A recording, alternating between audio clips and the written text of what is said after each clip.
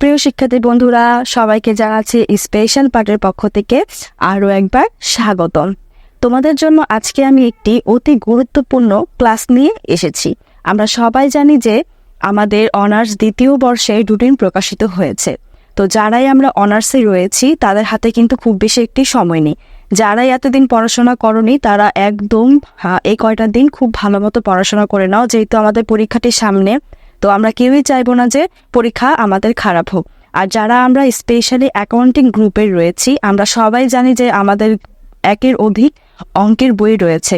তাই আমরা যারা তুমি পড়াশোনা করিনি তারা যদি এখন থেকেই অঙ্কের বইগুলা ধরে না পড়াশোনা করি, তাহলে পরীক্ষার মধ্যে আমাদের রেজাল্ট খুব বেশি খারাপ হয়ে যাবে। তখন আমাদের একটা ইমপ্রুভ হয়ে গেলে কিন্তু ডিগ্রি অনার্স থার্ড ইয়ারে গিয়ে আমরা একটা বিশাল সমস্যার মধ্যে পড়ে যাব। তাই তোমাদেরকে আমি খুব ভালো মতো বলছি যে তোমরা এখন থেকে প্রিপারেশন নাও। এখন থেকে প্রিপারেশন যদি ভালো মতো নাও, আশা করি তোমরা একটি ভালো ফলাফল পাবে। আর স্পেশালি যারা এতদিন পড়াশোনা একদমই করতে পারোনি তাদের জন্য এটি একটি অনেক বড় একটি সুযোগ। তো তোমাদের অনার্স দ্বিতীয় বর্ষের সর্বপ্রথম সবচেয়ে মেন যে সাবজেক্টটি সেটি হচ্ছে এই ইন্টারমিডিয়েট অ্যাকাউন্টিং। আমি তোমাদেরকে ধাপে ধাপে বিভিন্ন বইগুলো থেকে, যে অঙ্কনীত বইগুলো থেকে তোমাদেরকে সাজেশন দিয়ে যাব এবং প্রত্যেকটি অধ্যায় তোমাদেরকে সুন্দরভাবে বোঝানোর চেষ্টা করব। তো আজকে আমি যে বইটি তোমাদের নিয়েছি ইন্টারমিডিয়েট অ্যাকাউন্টিং, বলতে পারো যে এটা অনেক গুরুত্বপূর্ণ একটি সাবজেক্ট এবং অনার্স দ্বিতীয় বর্ষের এটাই হচ্ছে একটি মেন সাবজেক্ট ইন্টারমিডিয়েট অ্যাকাউন্টিং। এবং এই বইটি আসলে মিথ্যা বলে লাভ নেই। যদি মিথ্যা বলি তাহলে দেখা যায় যে তোমরা এই পড়াশোনাটা একটু কম করবে। এই বইটি মোটেও সহজ একটি বই নয়, এই বইটি একটু কঠিন টাইপেরই বই।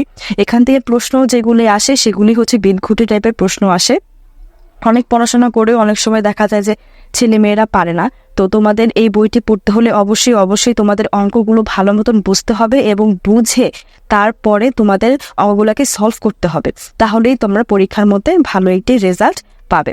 তো তোমাদের ইন্টারমিডিয়েট বই অ্যাকাউন্টিং যে বইটা রয়েছে অনার্স দ্বিতীয় বর্ষের, এই বইটির মধ্যে অধ্যায় রয়েছে অনেকগুলো, আমরা দেখতে পাচ্ছি 1 থেকে 9টি অধ্যায় রয়েছে। তো তোমাদের এই 9টি অধ্যায় করারই প্রয়োজন নেই। আমি যে কয়টা অধ্যায়ের অঙ্ক তোমাদেরকে করানোর প্রয়োজন হবে আমি সেই কয়টা অধ্যায়ের অঙ্কই তোমাদেরকে করাবো, এবং কিভাবে তোমরা পাস করবে সেই বিষয়ে তোমাদেরকে আমি টিপস দিয়ে দেব, ঠিক আছে? আর কোন কোন অধ্যায় থেকে থিওরি পড়বে সেটাও আমি বলে নেব।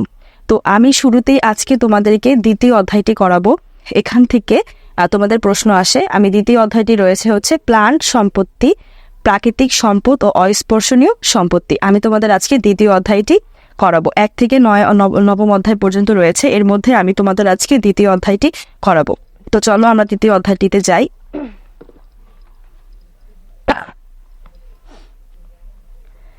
আমাদের দ্বিতীয় অধ্যায়টি হচ্ছে প্লান্ট সম্পত্তি, প্রাকৃতিক সম্পদ ও অস্পর্শনীয় সম্পত্তি। তো প্রথমেই আমি তোমাদের মূল অঙ্কে যাওয়ার আগে এই চ্যাপ্টারটা সম্পর্কে ধারণা দেব, এবং তারপরে তোমরা পার্ট 1, পার্ট বি, পার্ট 3 এরকম করে তোমরা এই অধ্যায়ের অঙ্কগুলা পাবে, ঠিক আছে? একটা ক্লাসে আসলে সম্পূর্ণ অঙ্ক বুঝিয়ে দেওয়া সম্ভব না। তোমরা যারা অ্যাকাউন্টিংয়ে পড়াশোনা করছো তারা অবশ্যই জানো যে এই এক একটা অধ্যায়ের মধ্যে বিভিন্ন টাইপের অঙ্ক থাকে, ঠিক আছে? একটা অধ্যায়ের মধ্যে দেখতে পাবো যে 2-3 টাইপের অঙ্ক রয়েছে। তো একটা ক্লাসেই যদি আমি তোমাদের সবগুলো অঙ্ক করিয়ে দেই তাহলে তোমাদের বুঝতে খুবই অসুবিধা হবে। তাই আমি তোমাদেরকে ধাপে ধাপে অঙ্কগুলো দিয়ে থাকবো। তোমরা অবশ্যই আমার চ্যানেলটিকে সাবস্ক্রাইব করে দেবে, তাহলে আমি যখনই ভিডিও ছাড়বো তখনই তোমরা দেখতে পাবে।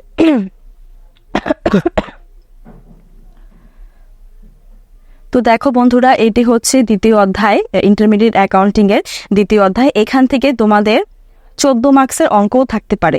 মোট 14 মার্কসেরও অঙ্ক অনেক সময় দেখতে পাই আমরা, 14 মার্কসের অঙ্ক দেখতে পাই। এখান থেকে একটি 10 মার্কসের অঙ্ক 100% থাকে। তোমাদের এখান থেকে 10 মার্কসের অঙ্ক থাকে, এবং অনেক সময় দেখতে পাওয়া যায় যে বি পার্টেও একটি 4 মার্কসের অঙ্ক এসেছে। তো এই অধ্যায়টি খুবই গুরুত্বপূর্ণ। তোমাদের আমি সব অধ্যায় করাবো না, যে অধ্যায় থেকে 100% অঙ্ক আসবে আমি তোমাদের শুধুমাত্র সেই অধ্যায়টি করাবো। তো অধ্যায়টি হচ্ছে দ্বিতীয় অধ্যায় প্লান্ট সম্পত্তি, প্রাকৃতিক সম্পদ, অস্পর্শনীয় সম্পদ। এখন কথা হচ্ছে প্লান্ট সম্পত্তি বলতে আমরা কি বুঝি? প্রাকৃতিক সম্পদ আমরা সবাই বুঝি যে প্রকৃতি থেকে যে সম্পদ আহরিত হয় তাকে বলে প্রাকৃতিক সম্পদ। আমি তোমাদের মূল অঙ্কে যাওয়ার আগে অধ্যায়টা সম্পর্কে টান দিয়ে যাব, একটু বিস্তারিত বলে যাব, এবং সর্বশেষে ছোট্ট একটি অঙ্ক করাবো, এবং নেক্সট ভিডিওগুলোতে তোমরা বড় ধরনের অঙ্ক পাবে, ঠিক আছে? দেখো, প্রাকৃতিক সম্পদ তো বুঝি, প্রকৃতি থেকে আমরা যে সম্পদ পেয়ে থাকি তাকে প্রাকৃতিক সম্পদ বলে। অস্পর্শনীয় সম্পদ কি? অস্পর্শনীয় সম্পদ হচ্ছে যে সম্পদ ধরা যায় না, ছোঁয়া যায় না, কিন্তু সেখান থেকে সুবিধা ভোগ করা যায়, তাকে বলে অস্পর্শনীয় সম্পদ। যেমন হচ্ছে সেখানে তোমরা অস্পর্শনীয় সম্পদ হিসেবে সুনাম ধরতে পারো। ঠিক আছে, এখন কথা হচ্ছে প্রাণ সম্পত্তি কি। চলো আমরা প্রাণ সম্পত্তির সংজ্ঞাটা জেনে আসি। দেখো, প্রাণ সম্পত্তির সংজ্ঞাটা বলছে স্পর্শযোগ্য যে সকল সম্পত্তি পূর্ণ বিক্রয় উদ্দেশ্য অর্জন করা হয় না এবং একাধিক বছর যাবৎ ব্যবসায় পরিচালনা কাজে ব্যবহৃত হয়, ওই সকল সম্পত্তিকে প্রাণ সম্পত্তি বলে। এই সংজ্ঞাটার মাধ্যমে আমরা বুঝতে পারলাম যে কিছু সম্পত্তি আছে যেগুলি কিনা বিক্রয় উদ্দেশ্যে ক্রয় করা হয় না। এই সব সম্পত্তিগুলো আমরা রেখে দেই আমাদের কোম্পানিতে বা ফ্যাক্টরিতে, এবং বছরের পর বছর সেটা আমরা ব্যবহার করি। যেমন মেশিনারি একবার কিনলে কিন্তু সেটা আমরা বহু বছর ব্যবহার করি, আমরা কিন্তু সেটাকে বিক্রি করে দিই না। হ্যাঁ, একটা সময় অপযোগ হয়ে গেলে তখন আমরা সেটাকে বিক্রি করে দিই। এটাই বোঝাচ্ছে, এটাকেই বলা হচ্ছে প্রাণ সম্পত্তির একটি সংজ্ঞা। এখন কথা হচ্ছে এই অধ্যায়টি থেকে আমরা কি করব। এই অধ্যায়টি থেকে আসলে আমরা মূলত অবচয় বের করে থাকি। ঠিক আছে, কোন সম্পত্তি কত বছর ক্রয় করা হলো, কোন সম্পত্তি কত বছর পর বিক্রয় করা হলো, কোন সম্পত্তি কত বছর অবচয় ধার্য হলো, এই টাইপের অঙ্ক আমরা এই প্রাণ সম্পত্তির অধ্যায়টি থেকে করে থাকবো। ঠিক আছে, কোন সম্পত্তির ভগ্নাবশেষ মূল্য কত বের করতে বলে, বা খরচ কত পড়লো বের করতে বলে, বা একটা স্পেশাল বছর শেষে সেই সম্পত্তির মূল্য কত দাঁড়াবে বের করতে বলে। এই টাইপের কথাই আমরা এই প্রাণ সম্পত্তি, প্রাকৃতিক ও অস্পর্শনীয় সম্পত্তি অধ্যায়টি থেকে করব। এই হলো আমাদের এই দ্বিতীয় অধ্যায়ে ইন্টারমিডিয়েট অ্যাকাউন্টিং অনার্স দ্বিতীয় বর্ষের দ্বিতীয় অধ্যায়ের একটি পূর্ণাঙ্গ ধারণা। এই এতটুকু ধারণা থাকলেই তোমরা মোটামুটি এই অধ্যায়টি করতে পারবে। তো চলো আমরা দেরি না করে এখন এখান থেকে ছোট্ট একটি অঙ্কতে চলে যাই। প্রিয় শিক্ষার্থী বন্ধুরা, দেখো এখানে আমি তোমাদের জন্য একটি অঙ্ক নিয়েছি।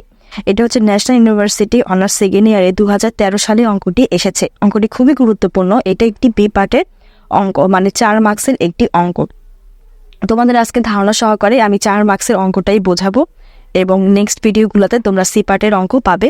আমি এখান থেকে মোট 3 ধরনের অঙ্ক তোমাদেরকে করাবো। এটা হচ্ছে বি পার্টের একটি ধরন, কালকে নেক্সট ভিডিওতে পাবে তোমরা সি পার্টের একটি ধরন, এবং তারপরের ভিডিওতে পাবে হচ্ছে ডি পার্টের একটি ধরন। দেখো, আমি অঙ্কটি অনেক সুন্দরভাবে পড়ছি। তো তোমাদের প্রথমে আমি যে কথাটি বলে নিতে চাই সেটি হচ্ছে যে তোমরা অনার্স দ্বিতীয় বর্ষ বা যাই বলো না কেন, অনার্স বলো ডিগ্রি বলো, তোমরা বেশিরভাগ স্টুডেন্ট পরীক্ষায় অ্যান্সার করতে পারো না হচ্ছে প্রশ্ন না বোঝার কারণে। তোমরা প্রশ্ন বুঝতে পারো না, যার কারণে অ্যান্সারটি করতে পারো না। তাই আমি তোমাদেরকে একদম সুন্দরভাবে প্রশ্নগুলো ভালো মতন বুঝিয়ে অঙ্ক করানোর চেষ্টা করব, যাতে তোমরা প্রশ্নটি বুঝতে পারো, এবং প্রশ্নটিকে ভেঙে ভেঙে বাংলা করে কিভাবে পড়তে হয় আমি তোমাকে সেটাও বুঝিয়ে দেব। দেখো, ভালো মতন খেয়াল করো।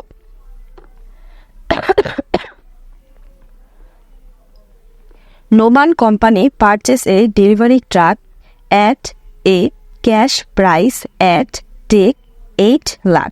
মানে নোমান কোম্পানি একটি ট্রাক ক্রয় করেছে, যেটার ডেলিভারি চার্জ হচ্ছে ক্যাশ প্রাইস সহ 8 লাখ টাকা।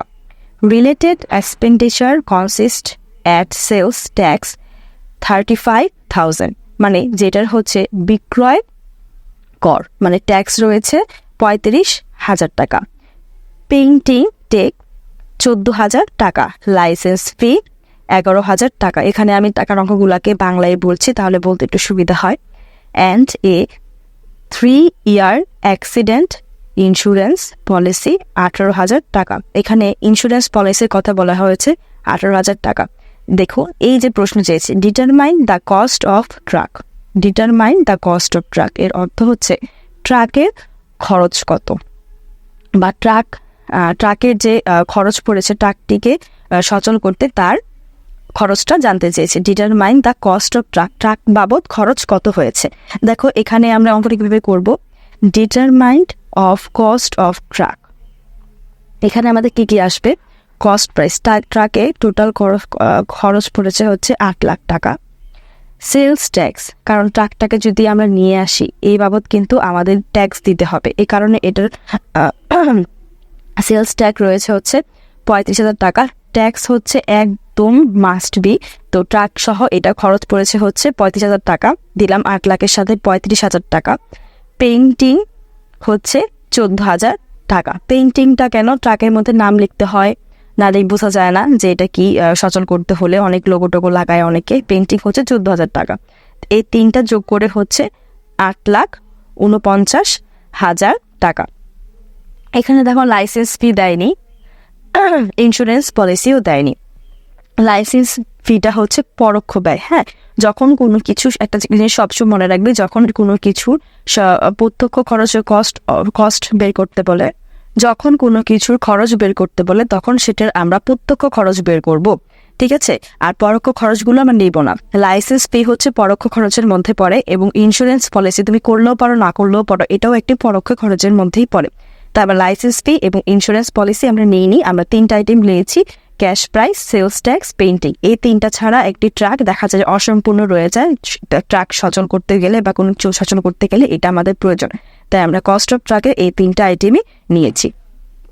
তো প্রিয় শিক্ষার্থী বন্ধুরা, এই হলো আমাদের কস্ট ইন্টারমিডিয়েট অনার্স সেকেন্ড ইয়ারের ইন্টারমিডিয়েট অ্যাকাউন্টিংয়ের 2য় অধ্যায়ের একটি বি পার্টের অঙ্ক। সি পার্টের অঙ্কগুলো পেতে চোখ রাখুন আমার এই চ্যানেলটিতে।